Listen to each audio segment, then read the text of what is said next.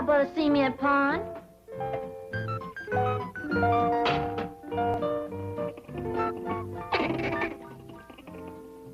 Killing me?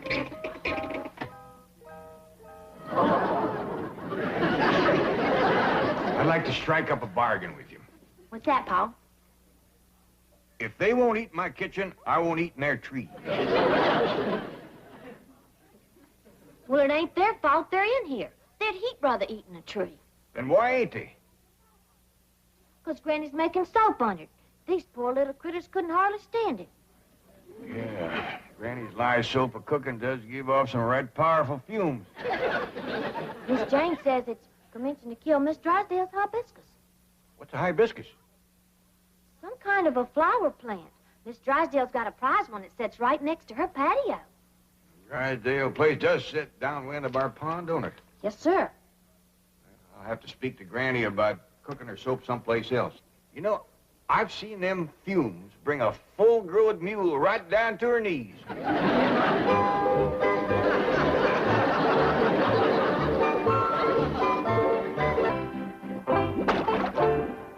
Hey, Granny, some more of the bark off this tree just fell into your soap. That's all right, Jethro. It'll dissolve. Hey, have you noticed some of the branches is turning to mite brown, puckering up? Yeah, I reckon the bugs is after it. Could it be your soap? Nah, bugs won't go near my soap.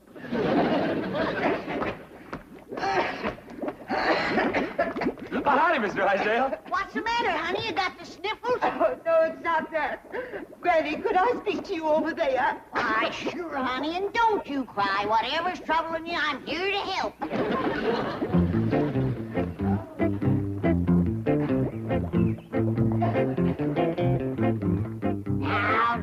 Now. Dry them tears and tell old Granny what's got you to bawling like that. It's your soap. Oh, you can have all you want. Feel better now? It's not that. It's the vapor. Is it bad? Yes. In fact, I've just had dreadful news from my nurseryman. What'd he say?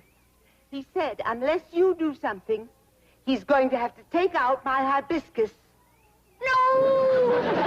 Oh, I'll help you. Don't let them go to cutting on you. Morning, Miss Drysdale. I'm right sorry about your hibiscus. Jed, maybe she'd rather not talk about it in front of you. Oh, no, that's all right. I'm glad Mr. Clampett is here. As you know, your pool area practically adjoins my garden. Yes, ma'am. Well, I'm giving a garden party this afternoon about 3. You will be through cooking soap and hanging wash by then, won't you? What, can we yet? Oh, please do. The very best people in Beverly Hills will be there. And I was hoping that you folks would cooperate. Oh, we'd be glad to cooperate. You betcha we will. But even with our help, should you be giving a party with your ailing hibiscus? I shall rise above that. Well, don't let him take it out. I'll doctor it back to health for you. Thank you. Perhaps tomorrow. Now, remember, the party is from 3 until about 5:30. And I'll appreciate it if all of you will be as inconspicuous as possible. Perhaps Jethro could drive you around in the truck. Oh, no need to do that. We can walk over to your place. And we'll be on time, too. 3 o'clock sharp. Granny, this poor little critter just can't stand no more of your soap cooking. Well, let him go some other place then. Take him over your place for a while, Miss Drysdale.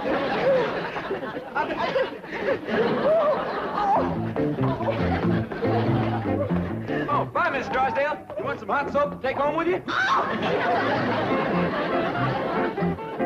Your soap's done, Granny. It's commencing to thicken. I'll put the fire out. Thank you, Jed. Now, Ellie, get rid of that skunk and start taking down the clothes. We gotta all pitch in and help Miss Drysdale with her party. Is she having a party? She is with our help. Poor woman. She has an ailing hibiscus. I know, Miss Jane told me. Hey, Granny, what's a hibiscus? Never mind, that's doctor's talk. Well, we've been studying the human body over to school, but we ain't never studied that. Of course not. That's for grown-ups. Now get this.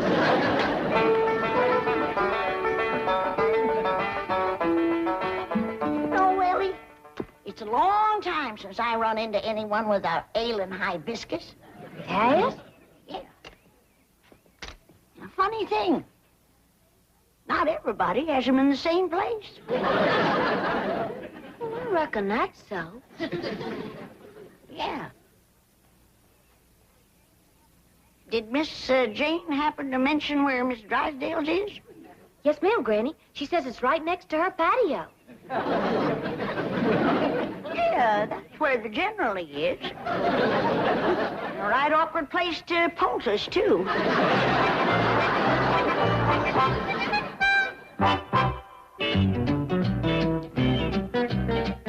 I might add that the construction of high-rise buildings in the Beverly Hills area is a contributory factor in the financial up... Who let these tramps in? Get out of here! See here, you derelict. You're... Oh, Mrs. Drysdale. Ravenswood. Right. Here, Milburn, have a scotch. That's only a toy. I was handed the real thing. Margaret, what's the meaning of this masquerade? It's a graphic illustration of what will happen this afternoon unless you do something about those hillbillies. What do you mean? They're going to crash my formal garden party. Oh, nonsense. They couldn't care less about that tea-sipping poodle pack you run with. That's true. I think they've been invited. And I warn you, Milburn, if they ruin my garden party... No, Margaret, will you relax, dear? I'll solve this problem just as I've solved dozens of others. Now, you and Ravenswood run along home and I'll handle everything, all right? All right. Sir. And please take the freight elevator. Tell me, Chief, just how do you plan to solve this problem? Just as I've solved dozens of others, I'm turning it over to you. Come on, get away from here. I got victuals to cook for Miss Drysdale's garden party. What's a garden party, Granny? Well, I ain't sure I know. You, Jed? Yeah, I've been studying on it some. I think I got it figured. What you got figured? Well, when folks has a barn-raising party, everybody comes over and helps you build a barn. When you have a quilting party, everybody gets together and makes a quilt. So I reckon when you got a garden party, everybody comes over and makes a garden. That figures. Jethro, you and me got to get the shovel and the spade and the tater fork all honed up nice and bright. The chances are these Beverly Hills society folks is going to show up with some fancy, shiny tools. Come on. Just a minute. Just a doggone minute. What's the matter? Well, when I wanted to plow up our front yard and make a garden, it was the Drysdale that said I had an order. Now, how come they's making one? I think I got that figured. What you got figured? I hear tell Miss Drysdale is overpowering fond of flowers. I reckon she wants to make a flower garden. Yeah, that figures. I reckon so. Come on, Jethro. The ground will be turned. Yeah, that figures. Oh, howdy, Miss Jane. It's good to see you. Kid, put an edge on this thing while I have a little private talk with Miss Jane. Here, Granny.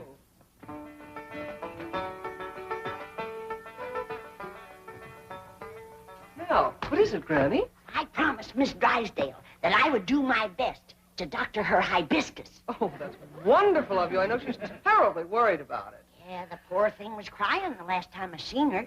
Tell me, just how bad is it? Well, I'd say it's about half gone. No! Yes, one side is withered and turned brown. Oh, this is going to take some doing to save that. Yes, the nurseryman is in favor of just taking it out completely. No! I told Miss Drysdale that. Don't let him do that. Cutting something out is the last resort. No, I'm sure Mrs. Drysdale agrees with you. She wants desperately to save it. She's had 2 blue ribbons on it. Don't you tell her I told you. That ain't going to help nothing. There you are, Granny. You can split a frog's hair with that. Oh, thank you, Jed. Come on out to the kitchen, Miss Jane. I'm mincing me some crawdads for Miss Drysdale's party. Oh, no, wait. That's what I want to talk to you about. Please don't go. What? What? And disappoint Miss Drysdale? Just when she needs us? And we give our promise? Please believe me, you will not enjoy it. Well, this is a poor time for us to be thinking of our own enjoyment when You know who has got a withered you-know-what. Jed, everything's honed and sharpened. Howdy, Miss Jane. Are you going to the party? No, Ellie, and I hope none of you will go either. What? What's got into you? Now, hold on, everybody. I'll handle this. Miss Jane, you know how fond we are of you. You've been a good friend to us, but I reckon the time has come when we gotta do what we know is right, and we're going to that party. All right, if you insist. But you can't go to a garden party in those clothes. Oh, of course not. We're gonna put on our old clothes. Old clothes? Yes, ma'am. You can't expect us to do gardening work in our good clothes. But you don't garden at a formal garden party. What do you do? Stand around and sip tea and listen to music and boring conversation. Now, do you still insist upon going? All right, but first, will you do one thing for me? Chief, I would like you to meet a society family who are on their way to your wife's formal garden party. Are you kidding? I've got no time for those professional tea tasters. I think you're going to like these people. Entree. Howdy, Mr. Ideal. Jed Clampett. Ellie Mae. Jethro. And Granny. Can that be you? I ain't sure. You don't look like me. Miss Hathaway, how did you do it? Well, Chief, the fact that the bank held a mortgage on a certain movie studio was a great help. Mr. Drysdale, you coming to the party? Well, I don't ordinarily, but I will today. Well, we see you there. Bye. So long. Goodbye. He don't act a bit worried about his wife's hibiscus. He couldn't care less. His wife's the one with the green thumb. Oh, sure that's where it is.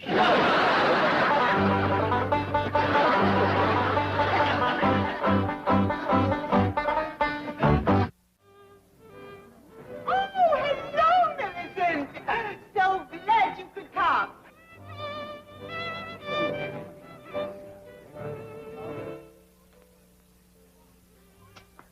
Come on, Uncle Jed, the party's starting. Hear that music? Yeah, but we gotta wait for our women folks, Jethro. Come, they's late.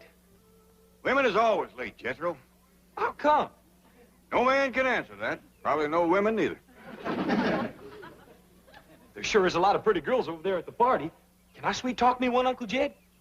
Chances are she'd be with a feller. If I whoop the fella, can I sweet talk her then? No, Jethro, this being our first Beverly Hills High Society garden party, I reckon we ought to just watch the folks and not go to scrapping. Unless, of course, everybody else does. In which case, be careful of your borrowed clothes. Yes, sir. Paul? Elmer and me's ready. Hey, I don't recall Elmer being invited to the party. Oh, can I take him, please, Paul? Oh, I reckon not, Ellie. No fighting or scrapping neither. Well, this party sure ain't gonna be much fun. Oh, yes, it is. I made sure of that. Remember now, Granny's rheumatism medicine is just for old folks with rheumatism. For not so old folks who want to ward it off. Providing, of course, they's married. Well, come on, everybody, let's load up and cut through the hedge and get to the party. Bye, Elmer. Dorothy, all the way to Santa Barbara. How lovely. Oh,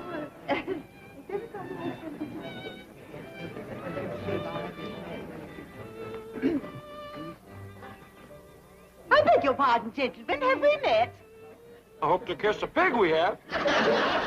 He's your next-door neighbor.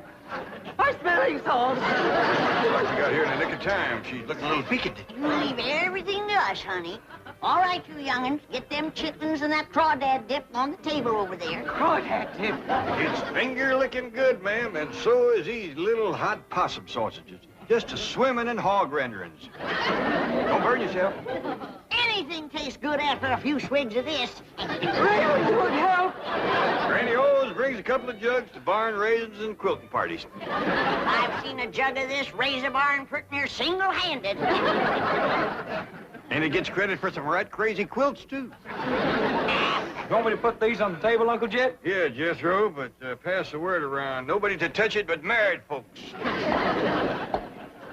Now, what can we do to help you the most?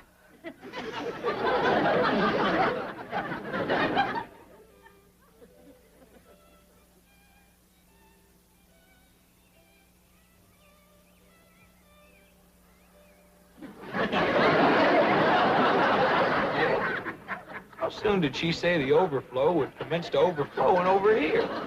She didn't say no particular time, Jethro, but when it commences, we's in charge of it. I'll see how it's going over there. My possum sausages will be stone cold. Granny, want me to take them in and put them on the stove for you first, Bill? Thank you, Ellie. But be careful. Don't splatter any hog renderings on your party dress. I won't, Granny.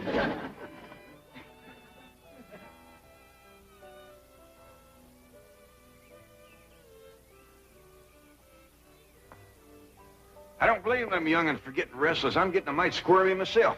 Me too. Granny, I'd ask you to dance, but that is the sorriest dancing music I ever listened to. Only one thing sorrier. What's that?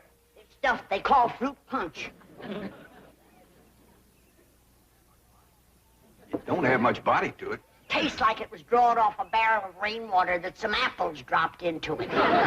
Pitiful. Ed? You know what that stuff needs, don't you? I sure do. At least the overflow folks will get their whistle wet proper. Jed! Uncle Jed! How's the party going, Jethro? Terrible. Everybody's just standing around. The only one moving's that fiddler player. He's moving? Yeah, he keeps walking up to different people, playing in their faces, and they still won't dance. Well, it ain't altogether their fault, Jethro. He plays that thing like he's stove up with rheumatiz. Uncle Jed, I'm getting tired of standing around these here clothes. Can I go swimming?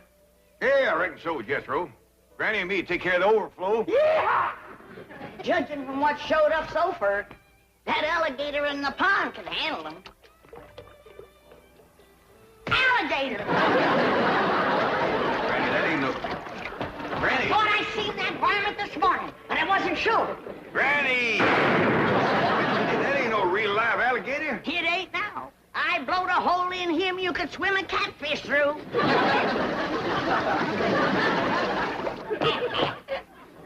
Granny, I reckon it's a mite late to be telling you now, but... Hey, what happened? Is everybody all right? Howdy, young feller. My name is Jed Clampett. Kirk Massey. And this here's Granny. Howdy. How do you do? Hey, we've been listening to you sawing on that thing. Kind of sluggish, ain't it? Well, that's what they want over there. Well, it ain't what we want over here. Now, come on. We got the overflow here. Come on, let's liven things up a little bit. Well, may I have some of the punch for I you first? recommend it. Come on, everybody, get some punch. Here comes the hot sausages. This here is my daughter, Ellie Mae, and that young fella carrying the sausages is my nephew, Jethro. Well, howdy. Wow! Hey, Fred! Howdy! Wow, Hey, Doris. Hey, fellas!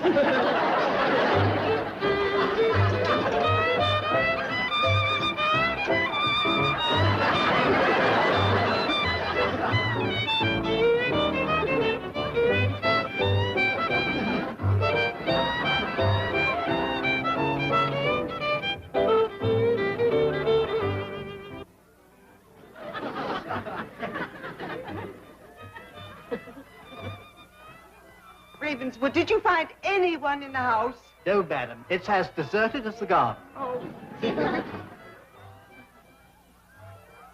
Madam, might I have the rest of the afternoon off? What? Oh, yes, I suppose so. Oh, thank you, madam. Party over so soon? It's only 4:30. Those dreadful hillbillies have stolen all my guests, all 300 of them.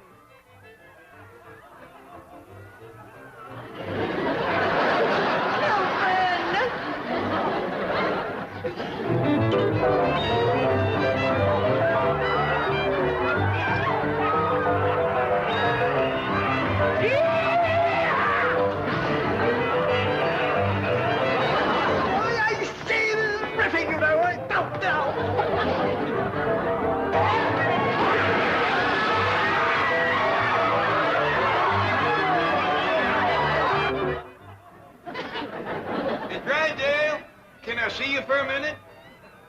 Make way for the hot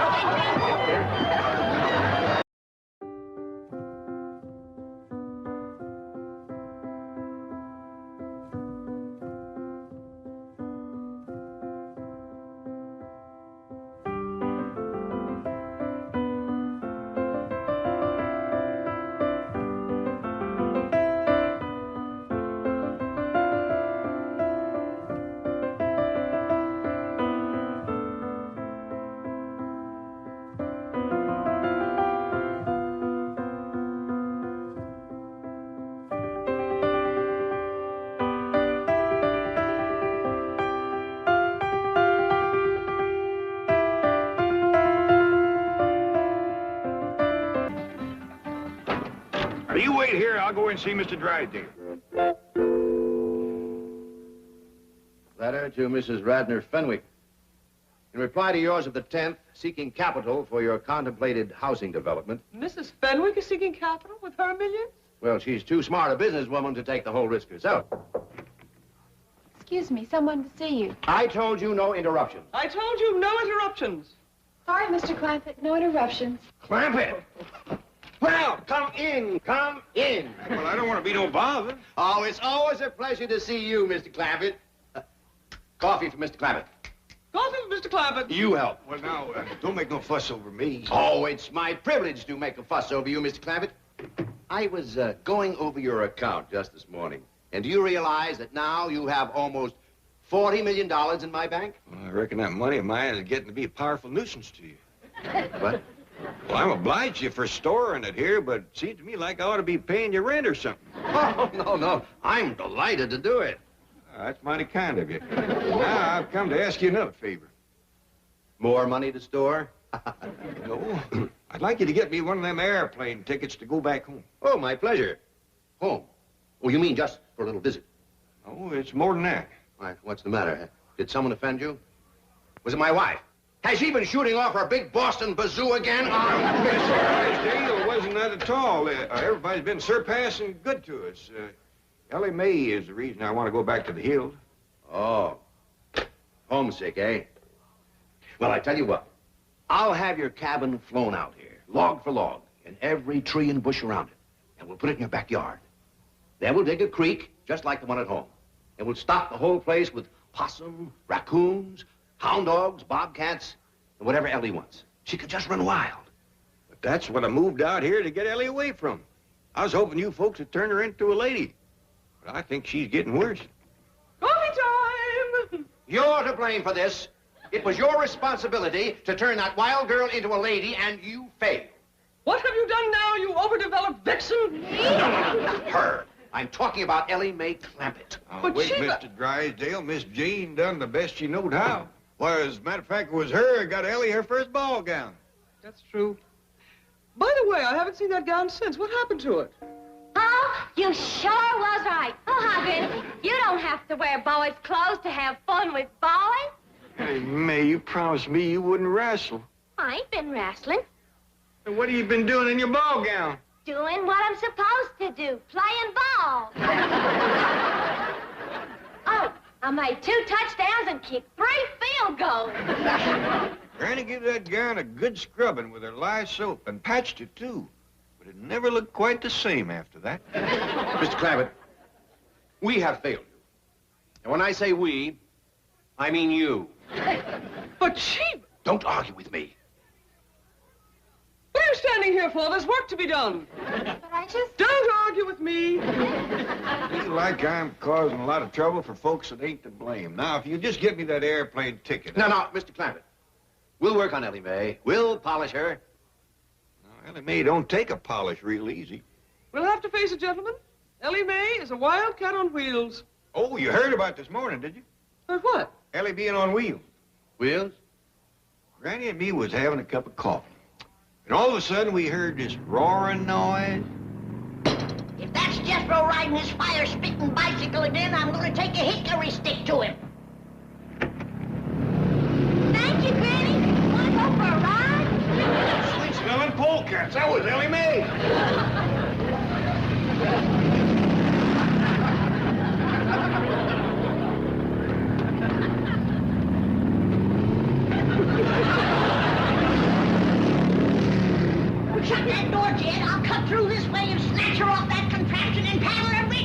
Ready, get away! No, I won't!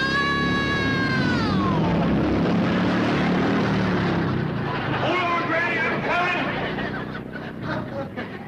I never would have caught her if she hadn't rode that thing into the cement pond. Oh, poor Granny. When I pulled her out, she was madder than a wet hen. Wetter, too. Right then, her and me decided that what Ellie needed was a full-time mom.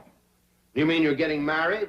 Oh, I got to, for Ellie's sake. That's the reason I need that airplane ticket. I'm fixing to go home and court myself a hill woman.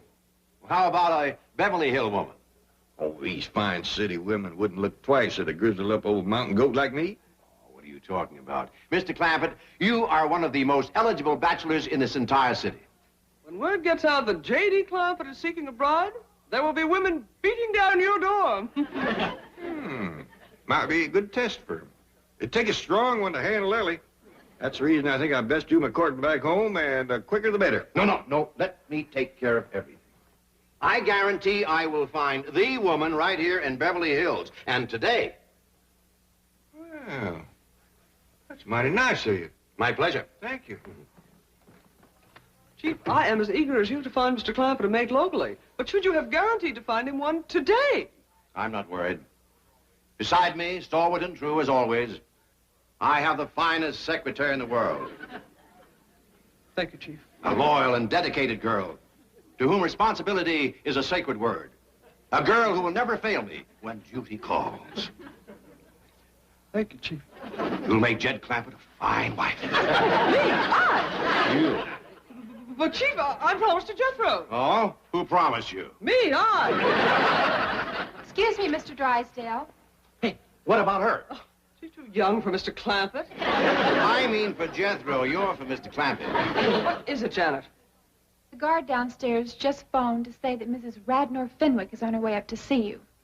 Oh, yes. It must be about that new housing development. Hey, wait a minute. She's a widow.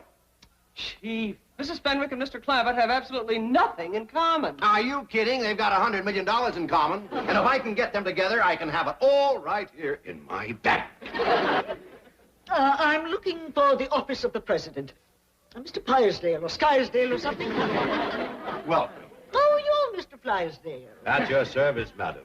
Very well, Beasley. Bring in the maps and the blueprints. Let me take your money. Mink.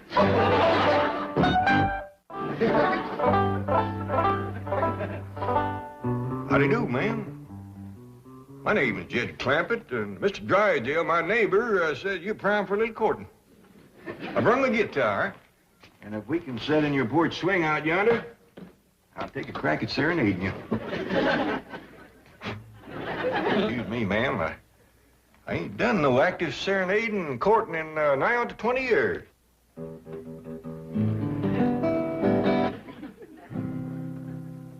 Oh, my darling, oh, my darling, oh, my Jed? darling. What's all this nonsense about you courting a city woman? Well, it was Mr. Drysdale's idea. Well, it ain't worth shucks. City women is spoiled rotten. Mr. Drysdale's gonna cull through a bunch of them and trot out the best of the lot. All they think about is smearing themselves with beauty grease, fancy-smelling renderings. Why, if you was to hug one of them, she'd squirt out of your arms like a prune pit. Well, at my age, I don't figure to do a whole heap of hugging. What do you mean, your age?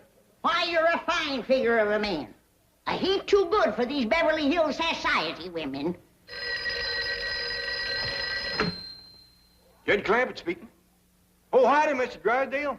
You got any prospects for me? Indeed, I have. Ever hear of Mrs. Radnor Fenwick of Fenwick House? Fenwick, Fenwick? Oh, yeah, that's the widow Fenwick. Got the skinny daughter named Cynthia. That's the one. And she's very interested in you, Mr. Clampett. Very interested indeed. Well, you don't say. Granny, you remember the widow Fenwick? Yeah, and you ain't gonna get no dowry out of her. She's poor as a church mouse. Oh, Drysdale. That's Drysdale, Mrs. Fenwick. D-R-Y, Drive. Yes, so am I. How about some tea? Good idea. Well, what news? Mr. Clampett is very interested indeed. Just how interested? I will need $10 million to get this project rolling. Well, I believe I could recommend that as a good, sound investment. Splendid. Provided you and Mr. Clampett hit it off personally. Personally, this is business. Well, Mr. Clampett is that kind of man. And it is important that his family like you, too. I've no time to socialize with those eccentric hillbillies. I have here my general contractor's license. I'm ready to start bulldozing. Mrs. Fenwick, both you and I know that those first 10 million are very hard to come by. Oh. Very well, but remember one thing. I control this honeymoon lane venture. I'm not having anyone tell me what to do with their money. Jed, I still say that you ought to go back home to do your courting, where the woman could bring you a dowry. You can bet dollars to dumplings that widow Fenwick ain't gonna come through that door leading no big fat sow. Well, now, Granny, a dowry ain't everything. Widow's got experience. She raised a daughter of her own. You remember Skinny Cynthia? I do. Here's your courting candy, Uncle Jed. Oh, thank you, Jethro. Put it in the truck and put my guitar in there, too. Because Ellie fetches my flowers, I want you to drive me over to the widow Fenwick's. Is that who you're going to court? That's what I'm starting with. Well, Uncle Jed, now that you're here in Beverly Hills, why don't you court one of them Hollywood movie stars? Well, if things don't work out with the widow, I might just ask Mr. Drysdale, can he fix it so I can meet Lillian Gish? Maybe even Mary Pickford. Now you're talking dowry. I bet you that Mary Pickford is good for a herd of milk cows and a barn full of setting hens.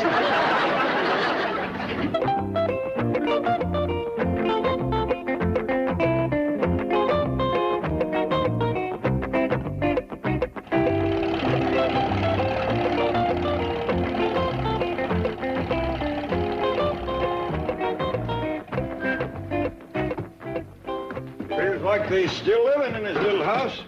Still got the name on it, big as life. Yeah, poor but proud. Hey, Uncle Jed, I got an idea. How about me going inside with you and courting Cynthia while you court the widow? I don't hardly think there's room in that little house to do double courting, Jethro. I'll tell you what.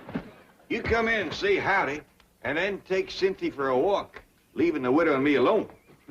I like you, John. You want to do some sparking, huh? Widow Fenwick? Anybody home? Widow?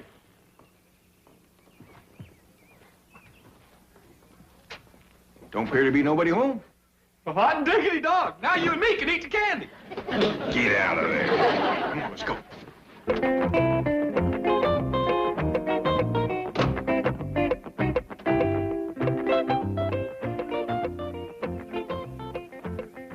Do you wish the mink, madam? No. I think better psychology not to appear too affluent in front of these hill types. However, I will take blue chip. Ah, Helms always makes such a good impression. Wait in the car. I'll telephone if I need you. Very good, madam.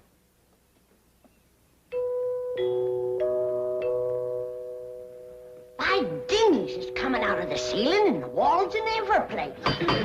Somebody always comes to the door when that music plays. I reckon that's what brings them in. They hear it playing out on the street. Want me to go see who it is? I'll do it. You get that contraption out of here.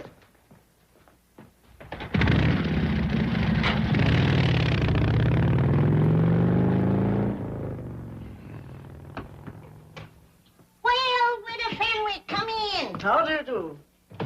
I see you managed to scrape up a dowry. Little lamb, ain't he? Oh, indeed he is. Well, he ain't much. But it shows your heart's in the right place. Come on out to the kitchen. We'll commence fattening him up. I'm fixing to court you them all. Stop there! Is that why the widow Fenwick done come over? She here? Sure is. Mr. Beasley yonder brung her over in his new car. Mr. Beasley, huh? I sure hope Mr. Beasley ain't got first call on the widow. Wouldn't want to be grazing in another man's pasture. Especially him being a soldier in uniform. Oh, splendid you've returned. Howdy, widow. I reckon I was at your place when you was coming over here. Well, we're together at last, and now we can make up for lost time. Why don't you go out back and see if your granny needs some help? Sure, Pa. Well, widow, seeing as we ain't at your house and we's over here, You mind stepping into my parlor? The sooner we get down to business, the better.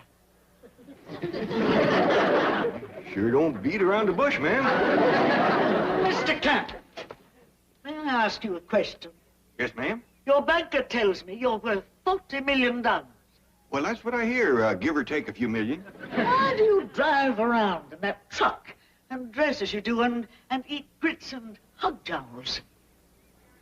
Well, the way I look at it, Witter, if you got it, spend it.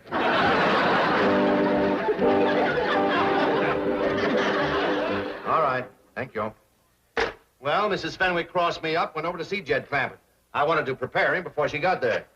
Chief, you're a banker, not a matchmaker. Aren't you meddling where you don't belong? Any place where there's $100 million floating around, I belong. Oh, hello, Granny. Milburn Drysdale. Yes, may I speak to Mr. Clampett, please? No, you can't. He's in the parlor fixing to spark the widow. Bye. Well, I've heard of skin the cat, spin the bottle, but what is spark the widow? Spark the widow!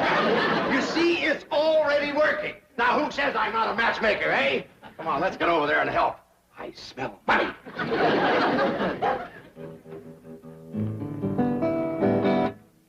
Now. Mr. Clampett, what are you doing? Can't we get to my proposal? Well, ma'am, I kind of like to tune up, sing you a song or two first, kind of get you in the mood. I'm in the mood. Sorry, but I ain't. When I go to court, I always like to build up to it gradually. But you're not going to court. I ain't? No, there's no need for that. Once we reach an agreement, my lawyer can handle everything. Don't that kind of take the fun out of it? Mr. Clampett, I am not in this for fun. Now, look, I'll put my cards right on the table. You are the man I would like to have come with me into Honeymoon Lane. Well, thank you, ma'am. That's mighty flattering to an old goat like me. Nonsense, you have what I'm looking for. So now, what is it? Yes or no? You kind of got me pushed into a corner, Witter. I thought I was going to be the one to do the asking, not the answering. Well, ask away. I have nothing to hide. What are you in doubt about? Your banker likes what I have to offer. Dun & Bradstreet have given me their highest rating. And the city engineer has approved my construction. Ma'am, I ain't doubting them, but them's things a man kind of likes to find out for himself. Clampett, I'm sorry to rush you, but time is money to me. There are several very wealthy men in this town that would jump at my proposal like that. But I like you. Now, I have the license, and I have the heavy equipment. Yeah, I reckon you do. All right, then, if you'll just answer yes, we can get started on Honeymoon Lane today. Now, what do you say? Witter, ain't you being a mite pushy? You're darn tootin' she is. And if she's this pushy, flat-busted broke, thinks what she'll be when she gets her hands on your money. Did I hear you use the term broke in referring to me? I did. You might be as proud as a peacock, but you're as poor as Job's turkey, and you know it. My dear, quaint little woman, I am Mrs. Radnor Fenwick of Fenwick House. That home alone cost me $3 million. For that little place? Witter, you got slicker. Look out! I can't stop! Lily Mae, you have done ruined that door. I told you to leave that thing out in the shed. No, you didn't, Paul. You just told Jethro to put it there. Witter, I know you ain't one to beat around the bush, and I'm going to speak plain myself. That young'un of mine's going to take a heap of teaming. Are you willing? Are you kidding? That'll be your job if and when you're her ma. And I'm what? Hop on, Ma, and I'll take you for a ride. Now, hold on. The widow ain't your ma unless we get proper married. Married? You and me? Well, I don't hardly think we can get to Honeymoon Lane without it. Mr. Clampett, I once said I would do anything for enough money. And I'll retract that statement. What you meant by that?